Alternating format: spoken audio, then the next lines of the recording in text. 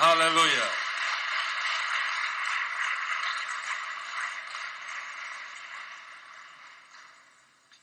Nos sentimos honrados sobremanera por esta invitación de poder estar aquí hoy y compartir con ustedes la riqueza de la palabra de Dios. Quiero agradecer a toda la comunidad, al pastor Alejandro, que está aquí también, la confianza que han depositado en nosotros para compartir la palabra. Ese es un acto de fe porque usted no sabe lo que yo voy a decir.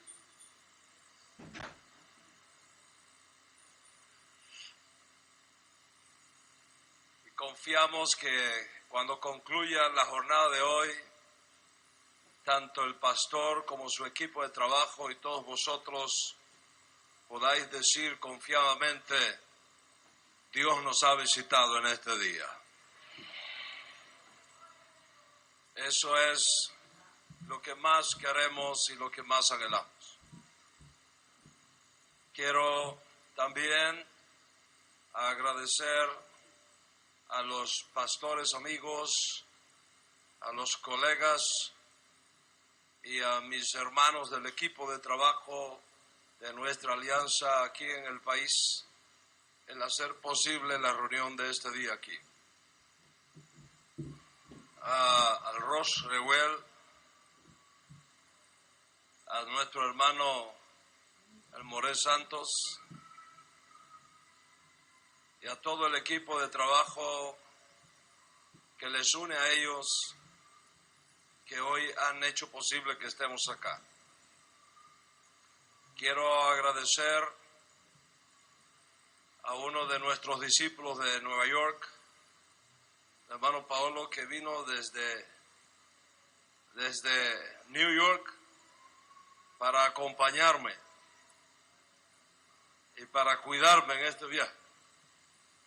Ustedes lo ven ahí, eso es cinta negra.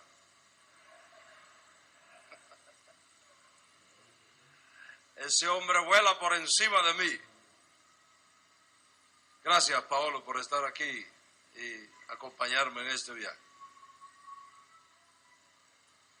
Bendito sea el eterno Dios de Israel.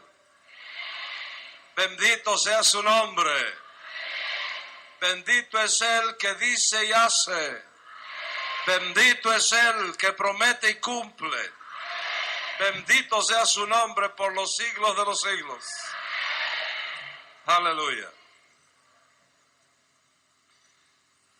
Como habrán escuchado por el anuncio de la radio y otros medios de información, la conferencia que vamos a compartir con ustedes lleva por título Los dos olivos. En algunas ocasiones dijeron los tres olivos, como ahí, ¿no? Entonces, ¿son dos o son tres?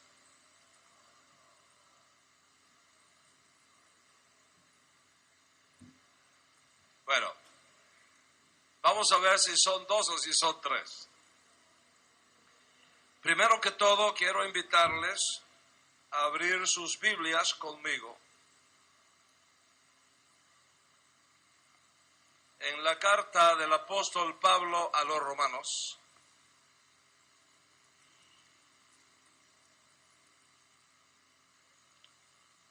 Y vamos a buscar en el capítulo 11 de esta carta.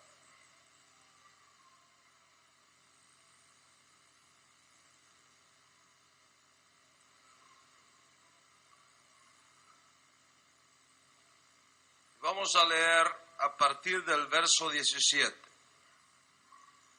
Romanos, capítulo 11, a partir del verso 17. En esta versión que tengo aquí, leemos de la siguiente manera: Pues si algunas de las ramas fueron desgajadas y tú, siendo olivo silvestre, y ahí tenemos el primer olivo. Entonces miren acá, vamos a imaginar que este es el olivo silvestre. No se parece en nada a un olivo de verdad, pero nos lo va a representar muy bien. Nosotros acá en América no tenemos plantaciones de olivo, pero en toda la cuenca del Mediterráneo, el Medio Oriente, Europa, especialmente España, el olivo es una planta muy conocida, como para nosotros decir el mango o el naranjo. Esta planta que está aquí, esta palmita, llamáis palmita, ¿verdad? A esto aquí va a representar este primer olivo que Saúl dice ahí, apóstol Pablo dice ahí, tú siendo olivo silvestre. Vamos a seguir leyendo.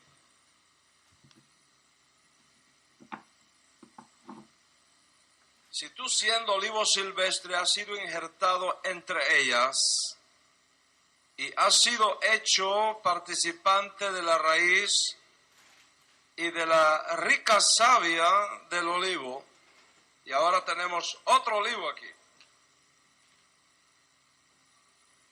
Vamos a seguir leyendo. No te jactes contra las ramas. Y si te jactas, sabe que no sustentas tú a la raíz, sino la raíz a ti. Pero levantarás una objeción. Las ramas fueron desgajadas para que yo fuese injertado. Bien, por su incredulidad fueron desgajadas, pero tú por la fe obediente,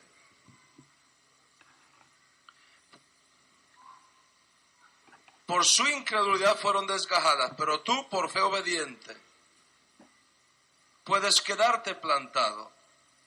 No te enorgullezcas, sino teme. Porque si Dios no perdonó a las ramas naturales, a ti tampoco te perdonará. Mira pues la bondad y la severidad de Dios. La severidad ciertamente para con los que cayeron, pero bondad contigo si permaneces en esa bondad. De otra manera tú también serás cortado. Y aun ellos, si no permanecieren en incredulidad, serán injertados, pues poderoso es Dios para volverlos a injertar. Porque si tú fuiste cortado del que por naturaleza es olivo silvestre, y contra naturaleza fuiste injertado en el buen olivo, cuanto más estos que son las ramas naturales serán injertados en su propio olivo.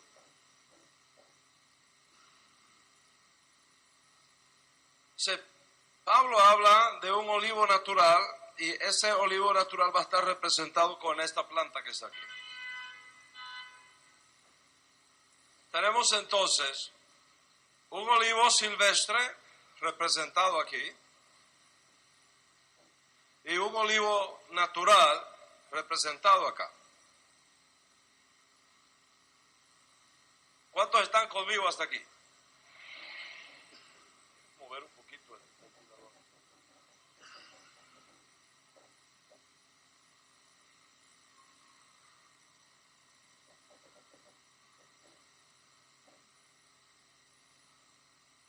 Para poder entender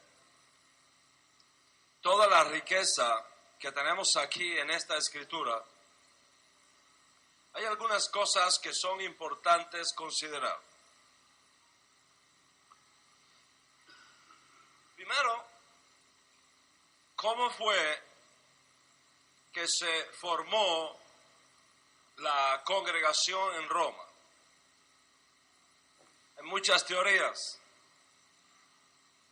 Una teoría dice que fue el apóstol Pedro quien estableció esta iglesia en Roma. Otra teoría dice que fue el apóstol Pablo quien estableció la iglesia en Roma. Hay diferentes teorías.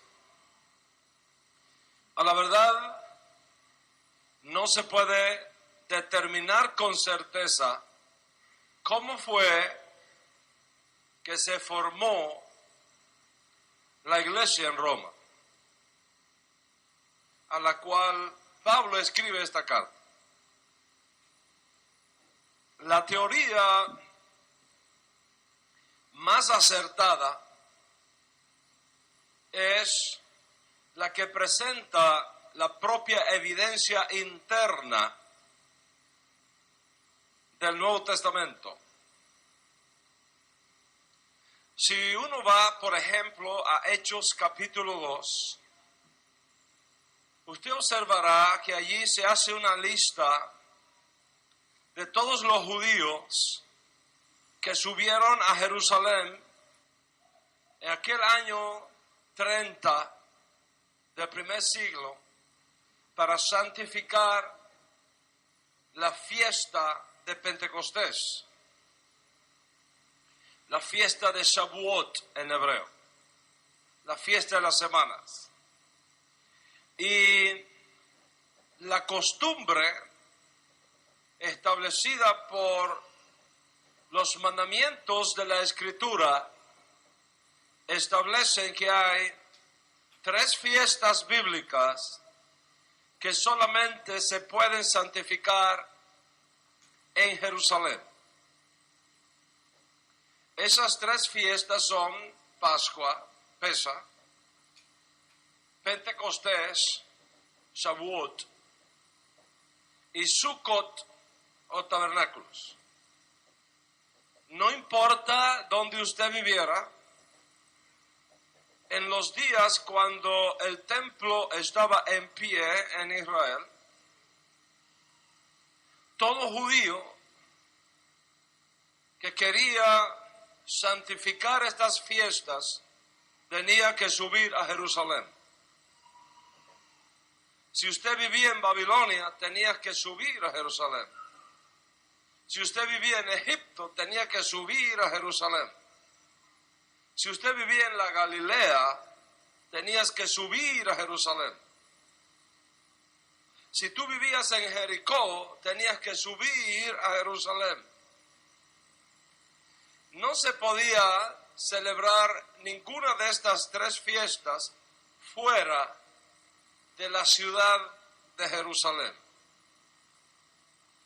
Consecuentemente, los judíos de Roma subieron también a Jerusalén para santificar esta fiesta.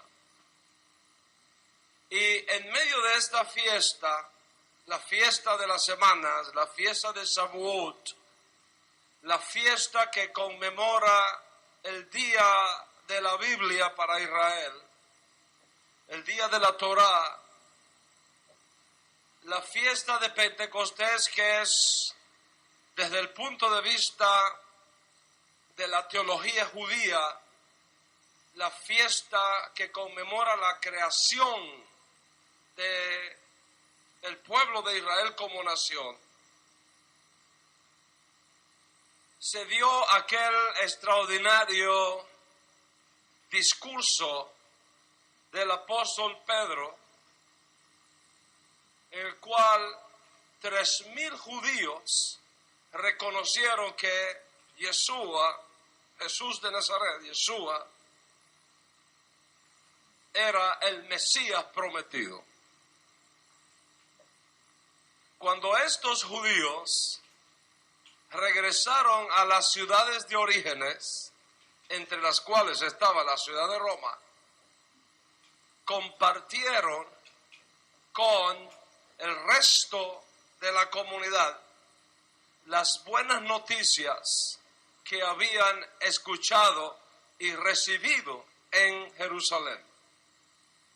Y como resultado de eso, toda la comunidad en Roma recibió la buena noticia de la redención a través de Yeshua, el Mesías de Israel.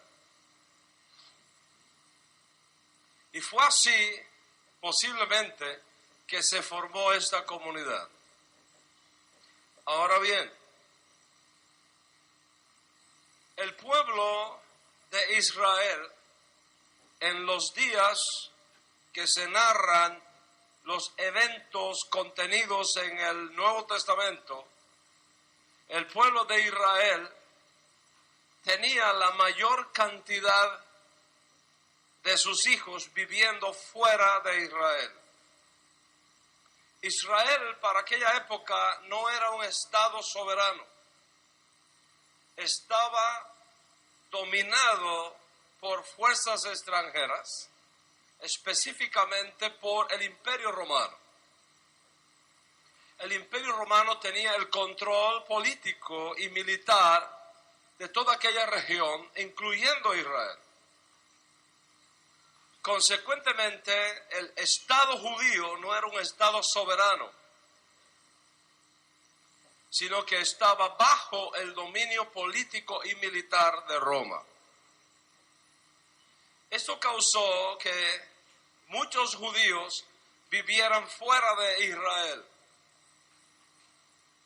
Y donde quiera que los judíos se reúnen y viven, eventualmente se levanta un pequeño templo que llamamos sinagoga. Y en la sinagoga se leen los profetas, se lee a Moisés, se explica al pueblo el significado de esas palabras. Y muchas personas no judías venían a la sinagoga y oían del Dios de Israel. Así que en las sinagogas judías estaban los judíos y también estaban los gentiles que se interesaban por el Dios de Israel. Muchos de esos gentiles abandonaron sus ídolos y se convirtieron al Dios de Israel. A esos gentiles que abandonaron sus ídolos y se convirtieron al Dios de Israel, el Nuevo Testamento llama temerosos de Dios. De manera que cada vez que usted lee el Nuevo Testamento y se encuentra con esa frase, temerosos de Dios, sepa que es una referencia a gentiles que abandonaron sus ídolos y se convirtieron al Dios de Israel, pero no se hicieron judíos. Seguían siendo gentiles, pero ahora completamente divorciados del paganismo, sirviendo al Dios de Israel. Le llamaban temerosos de Dios. Por ejemplo, en el capítulo 10 del libro de Hechos, usted seguramente recordará el incidente de Pedro, el apóstol Pedro, en casa de Cornelio. Y se nos dice allí que Cornelio era temeroso de Dios. ¿Qué significa que Cornelio era temeroso de Dios? Cornelio no era judío, era romano, era un militar romano. Cornelio había abandonado la idolatría, el paganismo, y se había convertido al Dios de Israel. Y consecuentemente es visto en la Escritura como temeroso de Dios. Ahora, cuando un temeroso de Dios decidía convertirse al judaísmo y hacerse judío, también podía hacerlo si lo quería. Y en ese caso, que también ocurrió y que sigue ocurriendo en toda la historia de la humanidad, en ese caso, el título que reciben es prosélitos. prosélitos. Entonces, cada vez que usted encuentra en el Nuevo Testamento esa nomenclatura de temerosos de Dios y prosélitos, se refiere a personas que no nacieron judías, biológicamente hablando, sino que en el primer caso abandonaron la idolatría y se convirtieron al Dios de Israel y guardaban los mandamientos que estaban prescritos para los temerosos de Dios. Y aquellos que son identificados como prosélitos eran previamente temerosos de Dios, que en un punto determinado de sus vidas decidieron hacerse judíos y ahora guardaban todas las prácticas y costumbres judías como uno más de Israel. Entonces, en la comunidad de Roma estaban representados estos tres grupos. Había judíos biológicos, había temerosos de Dios y había prosélitos. Los tres grupos estaban ahí presentes. Debido a las limitaciones de tiempo que tenemos para esta conferencia, y no quiero que ustedes lleguen demasiado tarde a sus casas hoy, no voy a mencionar una serie de factores de carácter teológico y legal que se da en todo este proceso. Pero eventualmente, con esta información que les estoy dando, ustedes mismos, cuando lean el Nuevo Testamento, podrán darse cuenta, esto se refiere a estos, esto se refiere a estos, y podrá ubicar mejor lo que yo estoy compartiéndoles en esta tarde. ¿Cuántos están conmigo hasta aquí? Entonces, ¿quién es un temeroso de Dios?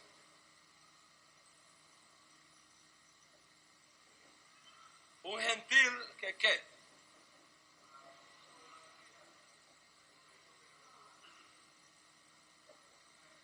Y un prosélito. ¿Quién es un prosélito?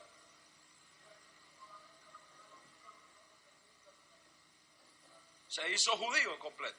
¿Ok? Se hizo judío. Las dos cosas. ¿Ok? ¿Cuál es la diferencia principal entre un temeroso de Dios y un prosélito? La diferencia está aquí. Un prosélito es una persona no judía que abandona los ídolos, decide unirse al pueblo judío, haciéndose judío y guardando todos los rituales, prácticas y costumbres judías como si fuera un judío.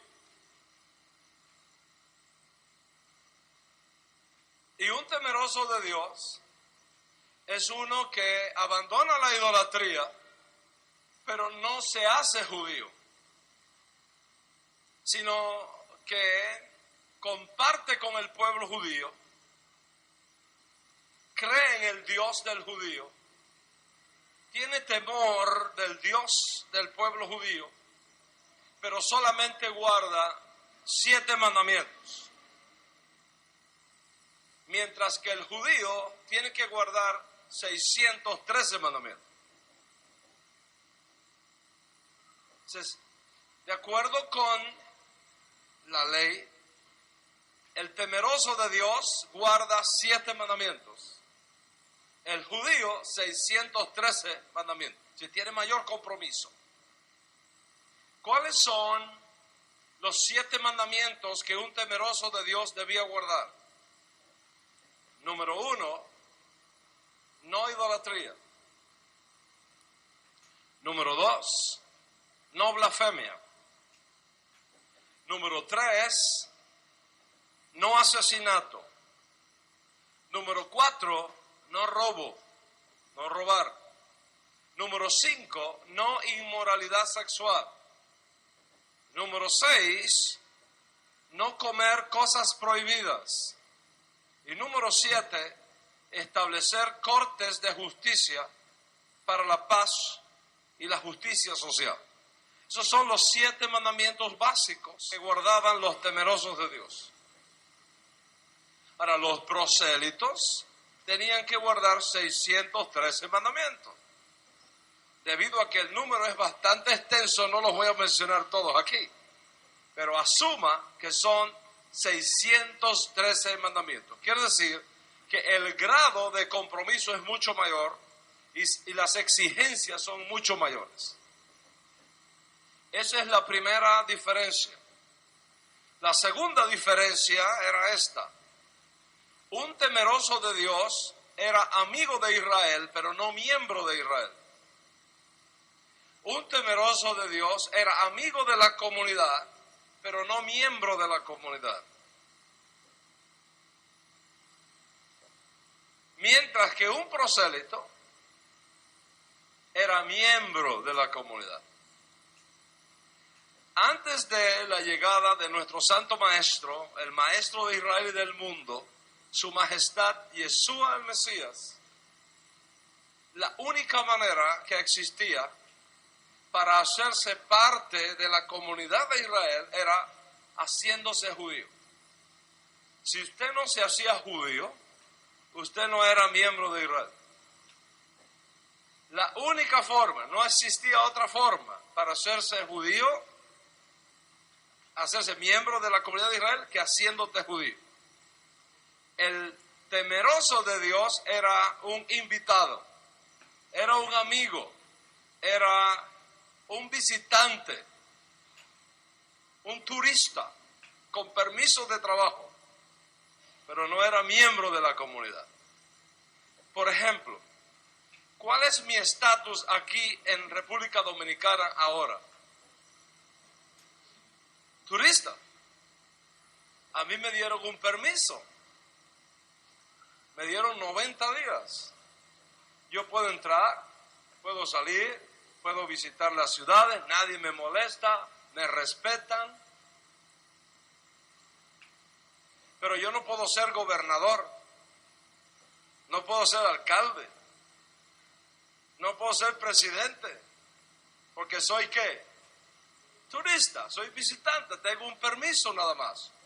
Ahora, si yo quiero identificar mi vida plenamente con República Dominicana, yo tengo opciones. ¿Cuáles son esas opciones? Pues yo me puedo hacer residente. Incluso me puedo nacionalizar. Y después que me nacionalice, mi estatus cambia completamente. Lo mismo sucede con Israel. Si una persona se quería nacionalizar y hacerse judía y hacerse miembro de Israel, la única forma era hacerse prosélito. Y entonces tenía que jurar guardar toda la constitución de Israel, es decir, los 613 mandamientos. ¿Están conmigo hasta aquí? O sea, ¿cuáles son las dos diferencias notables entre un prosélito y un temeroso de Dios? La primera, ¿cuál es?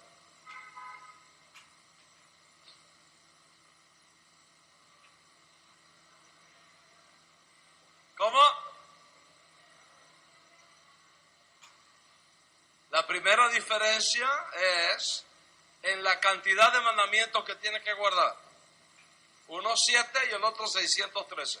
¿Y la segunda diferencia? ¿Cuál es? El temeroso está de visita, está de pasadita, ¿ok? Pero el prosélito es hijo, es visto como nacionalizado, miembro de Israel. Eso fue así antes de Yeshua el Mesías. ¿Está conmigo hasta aquí? Ahora, ¿qué sucede cuando viene el Mesías sufriente, Yeshua, sufre y muere por los pecados de Israel y del mundo? Que se introduce un elemento nuevo y maravilloso. Hay un cambio extraordinario estando presente Mashiach. ¿Cuál es el cambio más notable estando presente Mashiach? Esto nos está acercando a lo que estamos leyendo aquí ahora en este escrito de Pablo a los romanos. ¿Están todos conmigo hasta aquí? Nadie está testing, mandando mensajes de texto, nadie, ¿verdad? Tienen los teléfonos apagados, ¿es cierto? ¿Sí? Ok. All right. Cuando se hace presente el Mesías, estas circunstancias cambian totalmente. ¿Por qué?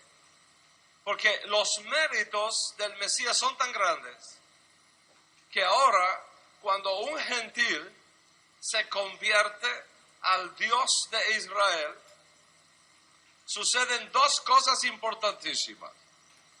¿Cuáles son esas dos cosas importantísimas? Número uno, no se le exige que tenga que hacerse judío, ni vivir como judío para ser recibido como miembro del pueblo de Dios.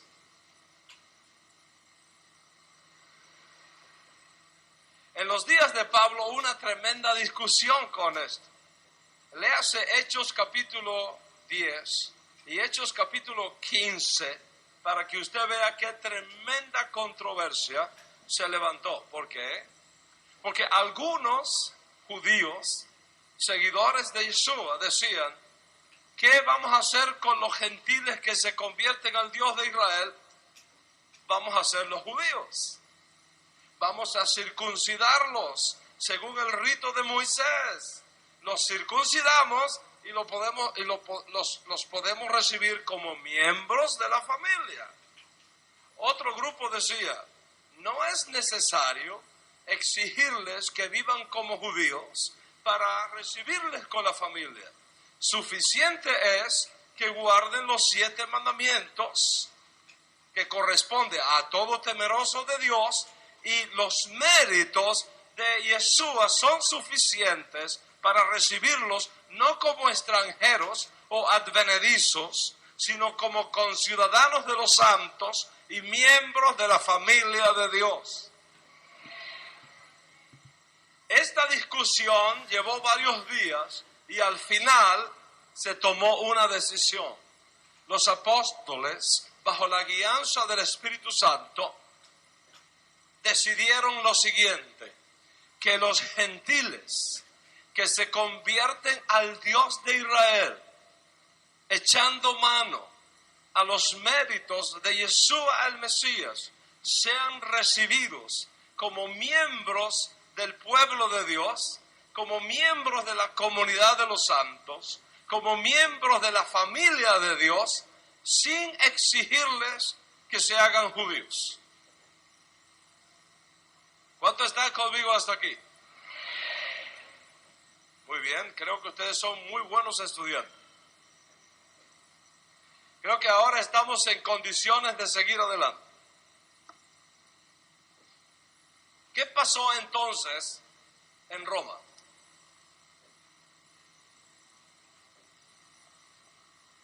¿Por qué Pablo tuvo que escribir esta carta a los romanos? Pablo no escribió esta carta porque le gustaba escribir. Escribir en aquella época era muy difícil y muy costoso. No había papel como nosotros lo conocemos. Para escribir se necesitaba pulir la piel de un animal, procesarla, era costoso. Yo puedo andar ahora aquí con este libro que tiene 434 páginas. Pero si yo pongo eso en un rollo de piel de animal y me lo echo al hombro, no es fácil llevarlo conmigo. No era fácil conseguir ese papel de aquella época. Cuando Pablo escribe porque hay razones. Hubo circunstancias específicas que le motivaron a escribir. ¿Qué fueron esas causas por las cuales Pablo escribe esta carta a los romanos? Hay varias. Fueron circunstancias políticas y fueron circunstancias que podríamos llamar, para que podamos entender bien, eclesiásticas. ¿Cuáles fueron las causas políticas? Alrededor del año 44-45, un emperador romano llamado Claudio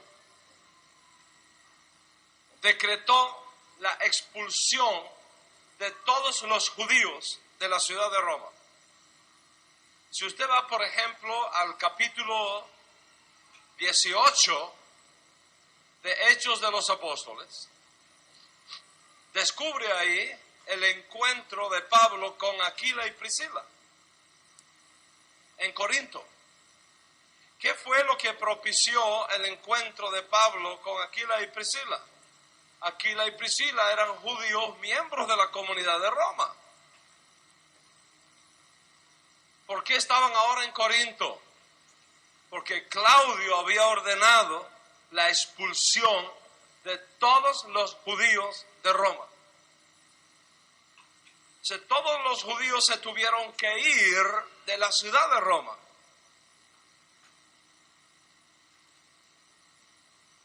Entonces, cuando los judíos se van de Roma, ¿qué pasó con la comunidad en Roma?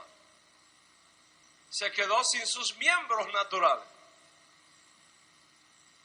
¿Y quiénes se quedaron cuidando la comunidad y representando la comunidad?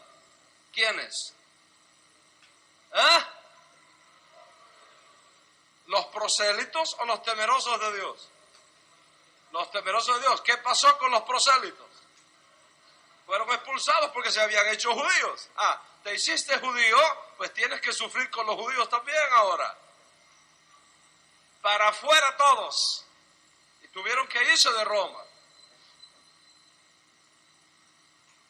O sea, ¿quiénes ocupan el liderazgo ahora de la comunidad? Los temerosos de Dios. Gentiles que guardaban los 7 mandamientos universales. Hasta ese día de la expulsión,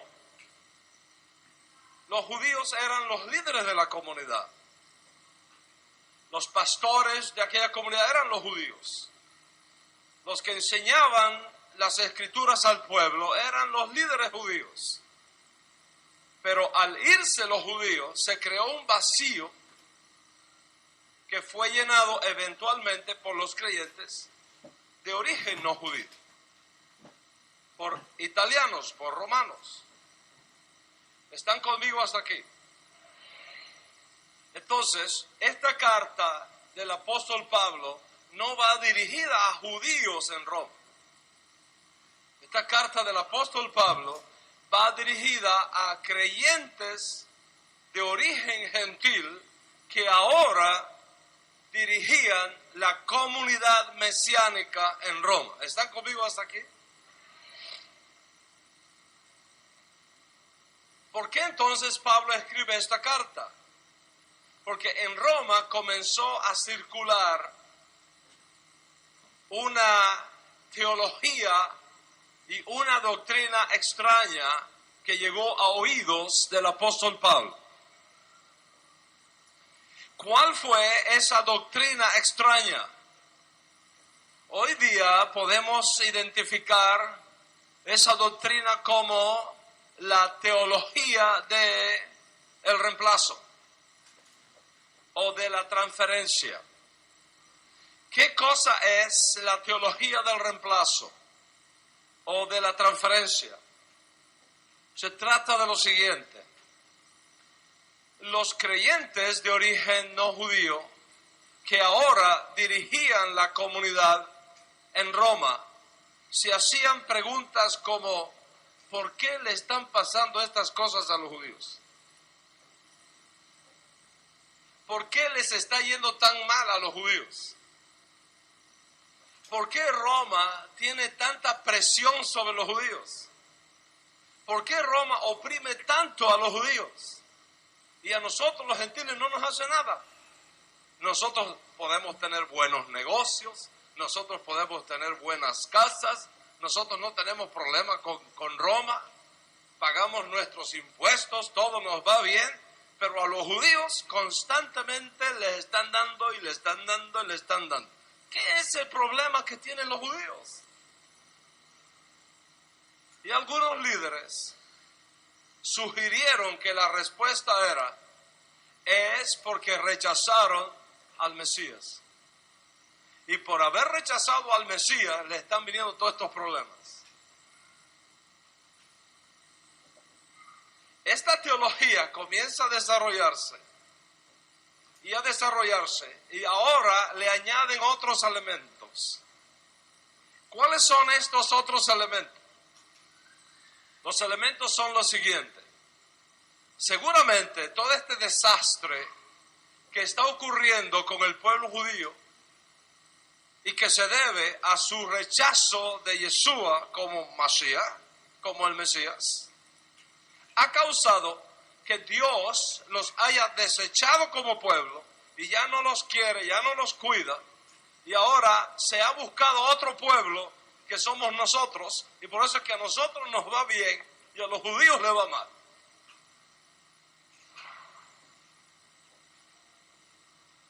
Esta teología comienza a caminar y a germinar como una semilla de cizaña en toda la ciudad y comienza a esparcirse en otros lugares. Dios ha desechado a los judíos y ahora los gentiles somos el nuevo Israel. No diga amén. No diga amén, que eso es una teología del diablo.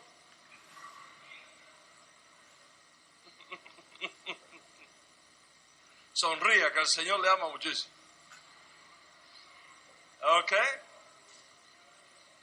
Esa cizaña, esa mala teología surge de Roma y llega a oídos del apóstol Pablo. Y es por eso que Pablo